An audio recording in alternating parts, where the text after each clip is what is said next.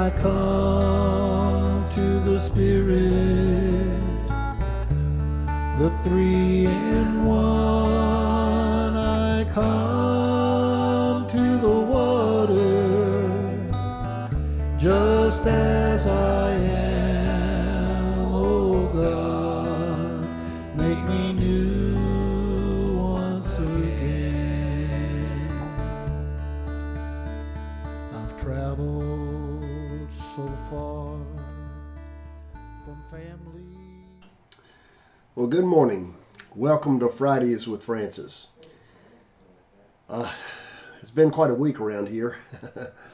Both Gail and I have been have tested positive for COVID, and so we've been feeling a little under the weather.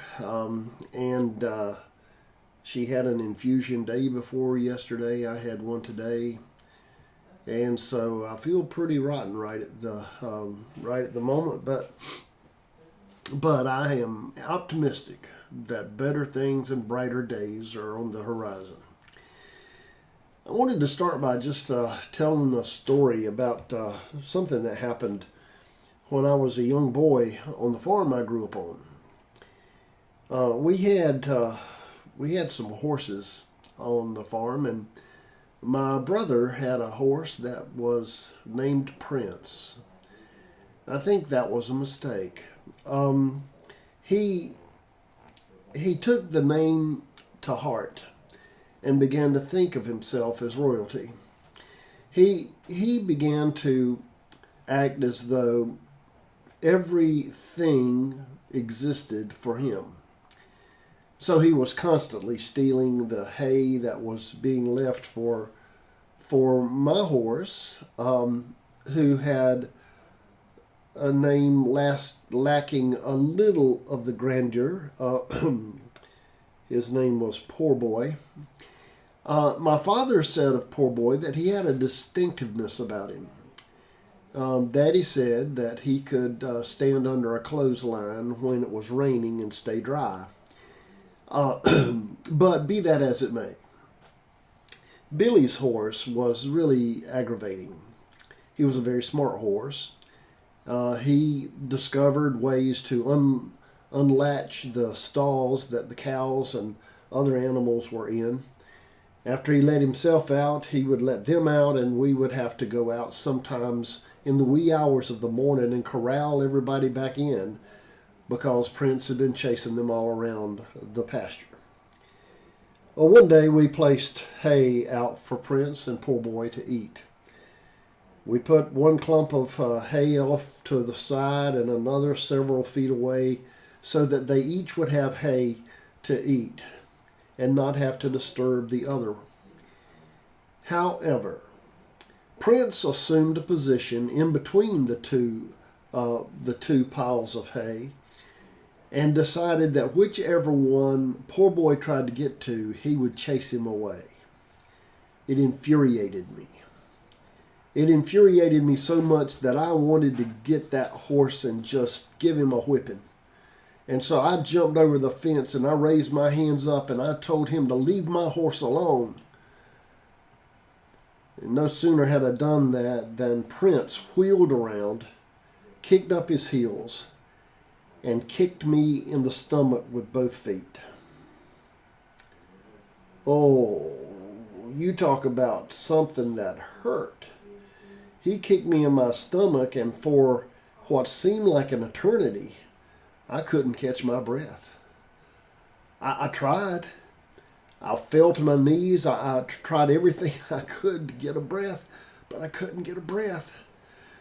And I was on the ground, mad at the horse, mad that I couldn't do anything about it, and mad that I let him kick me. Finally, I was able to catch a little bit of a breath. And finally, I was able to get up on my feet, get back over the fence, go up to the house, and tell my mother what had just happened. Now, let me ask you a question. If your son, maybe around the age of 10 or 11 or 12, came in and told you that he had just gotten kicked in the stomach by a horse, would you have trouble believing that? I admit it does sound kind of far-fetched that I would have been kicked in the stomach, but I was standing on my own 2 feet. So Mama had some skepticism, let us say. So she raised up my shirt, and there on my stomach, just as clear as you could see, were 2 hoof prints marked on my stomach. I felt that I was validated in my complaint. I've often thought about that moment just because of my reaction to it and how angry I was at that horse. It's not that Prince wasn't a good horse. Prince was a very good horse. The problem was Prince knew he was a very good horse. So, and pardon me. So I think about that often, and I go back in my mind and I look back across my years, and there have been other moments when I've taken a punch in the stomach. Oh, not literally. Not any kind of a fight or anything like that, but moments when I thought things were moving along and I'd made good decisions and I was acting upon those decisions, and suddenly, as though someone gave me a punch in the stomach, all the wind went out of me and I was struggling just to get back on my feet again. Have you ever been in a place like that? Wondering what would it be like if I could just catch a breath, if I could just get back on my feet again. Couldn't I make some arrangements so that life would be easier again? Well, this is the Friday before the second Sunday of Advent. In a lot of places, the emphasis on this Sunday is around the theme of preparation. And in the process, I was reading some of the scriptures, and I was reading from the 3rd chapter of Luke, and then Jesus is being introduced at this time. John the Baptist is preaching his message, and he communicates the same language that Isaiah the prophet communicates. And I got to thinking about that. For Isaiah the prophet, he was speaking of a particular moment in time in which Judah was in Babylonian captivity. They were completely removed from Jerusalem. They were completely removed from the promised land. They felt that they were removed from God's influence and power. I imagine it felt a lot like a kick in the stomach. I imagine it was very difficult for them to figure out how to catch their breath. All of their hopes, all of the things that had identified them as a distinctive people of God, everything that connected them with the promises of God seemed to be removed. I can't think of anything that would be a place of greater desolation than that.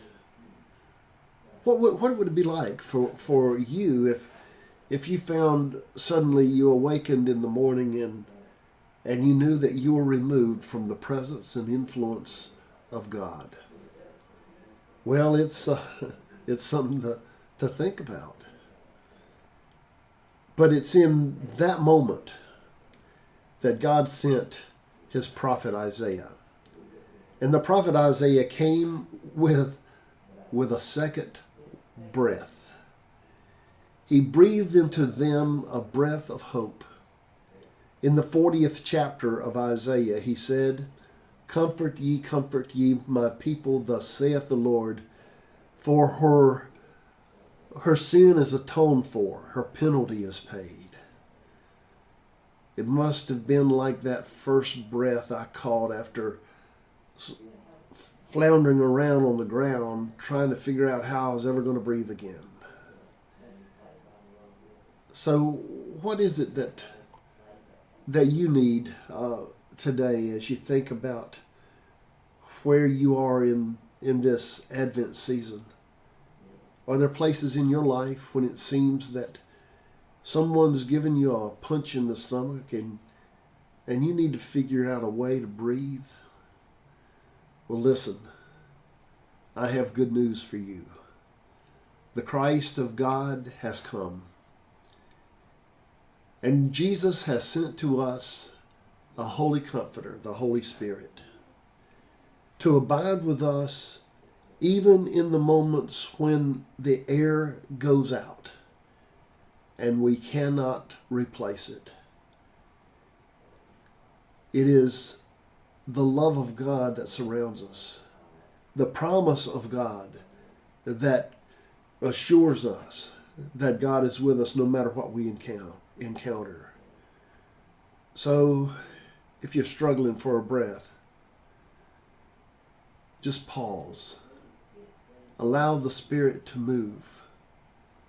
Restore you to the place where you abide in His presence and you know His peace. Well, that's my thought for this Friday. I'm going to close down now. Excuse me. So I'm going to take some medicine. So you folks take care, and I look forward to seeing you next week. Until then, go with God and go in peace.